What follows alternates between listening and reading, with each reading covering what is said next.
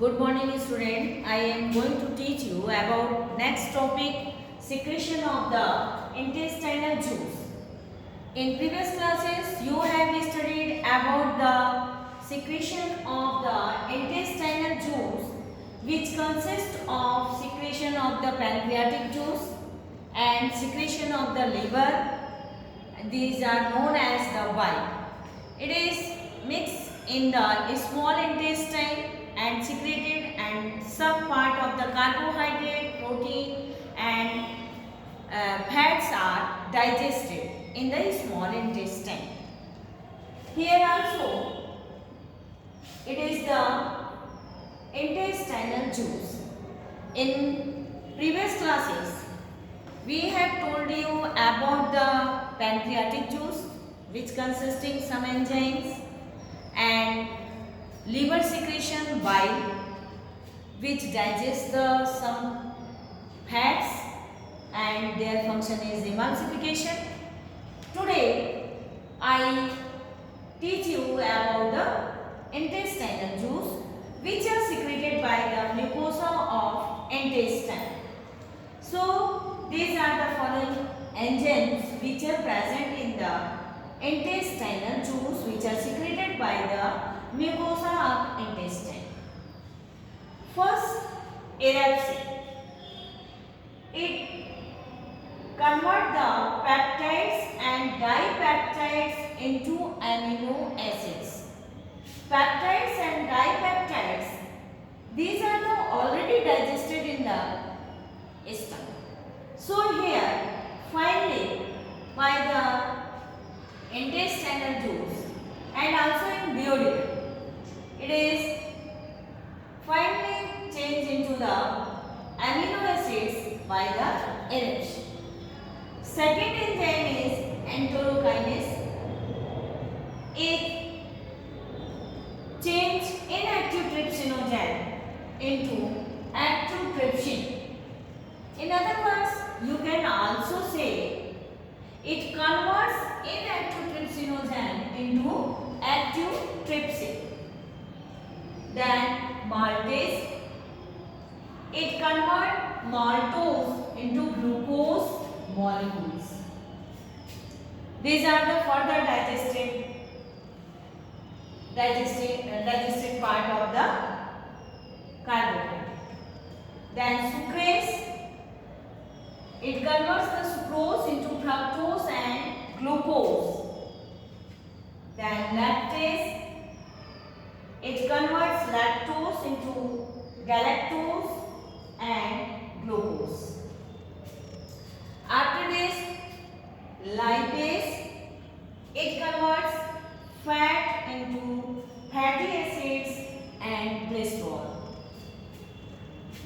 Then nucleosidases, it changes nucleosides into nitrogenous base and sugars. So here you see, in the intestine, all things which are digested in buccal cavity, which are digested in stomach, which are digested in duodenum, it is also part of the intestine. But finally, it is changed into the smallest particle in the rest part of the intestine, means jejunum and ileum. These are smallest part. For example, protein change into the amino acids, carbohydrate change into the glucose and fructose and galactose, and fat change into the fatty acids and glycerols, and nucleosides change into the nitrogenous base and sugars. After this digestion, next thing is absorption. All things which are the carbohydrate, protein and lipids, these are changed into the small molecules. Where they go? These are the absorbed by the villi, which are present in the intestine. Next, absorption of food. So this process completed in digestion. All things are digested in small particles like amino acids, glucose, and fatty acids and glycerol. How they are absorbed, and from after absorption कहाँ हो जाते हैं, क्या होता है, what is the importance? So for the absorption of food, जो इस small molecules में break हो गए हैं, they are absorbed by the finger-like projection which are formed in the small intestinal mucosa layer. This mucosal layer forms so many finger-like folds which are known as the villi. These villi consist of brush border which are known as the microvilli. In some figure it is seen as like cilia, these are present. So it is the finger-like projection which are known as the villi. Why they form these structures? These structures are formed to increase surface area for the absorption of the small particles of the different food nutrients. For example, carbohydrates which is break into the glucose and galactose and fructose, then protein into the amino acids, and fat which are changed into the fatty acids and glycerols. There is in villi, there is two types of vessels are present and they stated in the villi. These are the lacteal vessels and blood capillaries. The blood capillaries absorb the water soluble substances and lacteal vessels absorb the fat. So these are the all lacteal vessels open into the veins. Here in the structure it is the intestinal gland which are known as the crypt of liver cone and batches of pairs. In some figure it is not seen here. So in this villi absorption is found by the diffusion or the active diffusion, active type of diffusion. So here proteins which are converted to the amino acids, they are absorbed by the simple diffusion. In 9th class, all of you have studied about the diffusion. Here again we repeat this diffusion. In diffusion, molecules diffuses from the higher concentration to the lower concentration. So it is called the simple diffusion. So the proteins are absorbed by the capillaries by the simple diffusion, and some are absorbed by the active transport. In active transport, there is carrier protein is present which need the energy to absorb the some protein molecules. Animal fat which are converted to the fatty acids and glycerols, these are absorbed by the also simple diffusion.